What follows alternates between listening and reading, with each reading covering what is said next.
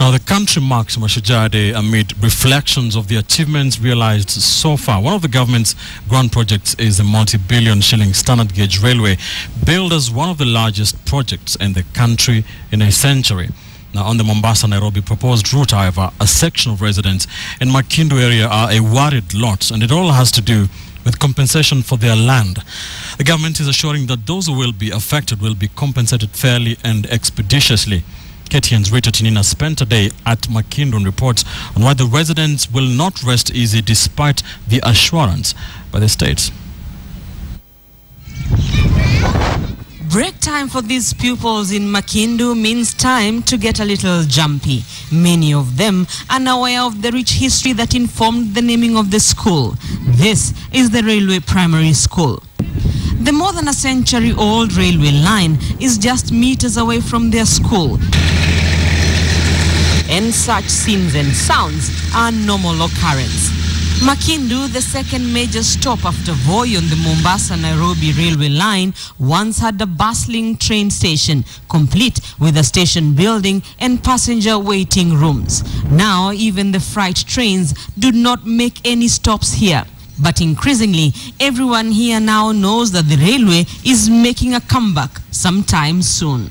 Tupende tuspende lazima reli itapita hapa. Tumekaribisha huu mtambo wa railway gauge kwa mikono miwili. But for now, that is all they know here. Information on the project, even for families which will most definitely be affected by it, remains scanty at best. Sisi tunagojea tuko katika giza kwa upande huo. Hatukuhusishwa kutoka mwanzoni vile tunatakiwa tufanye ama tufanyiwe. With a railway line and a station in Makindu, there is nothing new about trains and a rail track for residents. But with concerns and lack of information about the modern standard gauge railway for a section of residents here, the start of the project may be out of gauge. Abdallah Mohammed Juma was born and bred here. This is the only place he has called home for the past 66 years. And he and other residents who are set to lose their land to pave way for the railway line are a worried lot. Sio tuje tuumie kwa kitu ambacho hatukutazamia kwa kuwa sisi hatuuzi. Wao ndio wanachukua ile plot. Already, the main contractor, China Roads and Bridges Corporation, has set up a campsite near Makindu, and signs that the Kenya Railways may soon move in are evident. But residents here in Makindu say that since the standard gauge railway project was officially commissioned in November last year, little information on the project is trickling down to them, with only one meeting being held between them, the Kenya Railways and National Land Commission officials. Na maswali tukiuliza, unauliza swali la kwanza, la pili unaambiwa basi fika hapo hapo. Tunaona nyumba zinapimwa, atuambiwe zinapimwa kivipi, atuambiwe tutalipwa nini. The process of valuation and compensation of land is a mandate of the National Land Commission, and the government is asking landowners to rest easy. People will be paid market value for their land plus 15% disruption allowance, and all there are various other elements taken into account. The process of determining the value of land, the government says, will be a consultative one.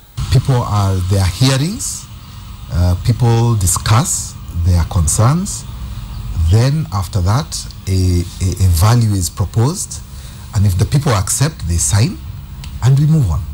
Residents say they have been asked to fill in claim forms for compensation. Mimi niliandika claim yangu na nikaandika na nikaweka sahihi. Sisi hatuna uwezo kuuliza plot yetu, tunasema tulipwa milioni 10 na kile tunalipwa tupatiwe wakati wa kuama. The construction of the 327 billion shilling standard gauge railway from Mombasa to Nairobi will see the acquisition of at least 11,000 acres of land along its proposed route. Plot moja inakuja inakatwa kakwota, inabakishwa ile nyingine. Hiyo kakwota sio ilipwe, plot ilipwe yote. Kwa sababu hata hao wanalipwa hiyo kwota, ule atabakishwa hiyo kwota nyingine, hataweza kukaa hapo kwa sababu ya makelele. The maps and all the design drawings are available on the ground so that people can actually understand specifically if it's passing your house, how far will it be, where will it be.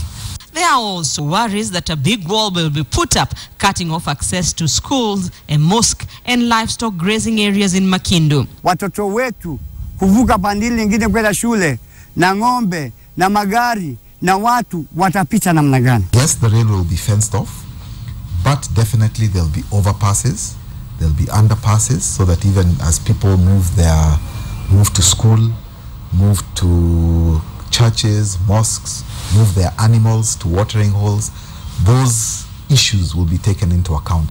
Residents are also concerned that Makindu, which has had a train station for decades, will miss out on a train stop.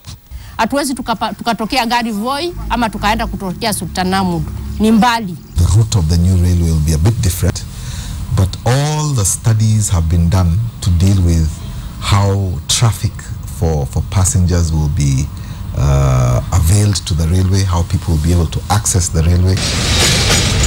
The government says the project will employ between 35,000 to 40,000 Kenyans in Mombasa, Taita Taveta, Makueni, Kajiado, Machakos and Nairobi. 40,000 people working along that railway require food, they require housing, they require accommodation, they require medical care, they require relaxation. So, and all of those people will have money in their pocket. The standard gauge railway has been a subject of controversy right from its tendering stage to the actual cost of project. It has now got clearance from Parliament, but with the anxiety in places like Makindu, it may be a while before it's full steam for the railway project.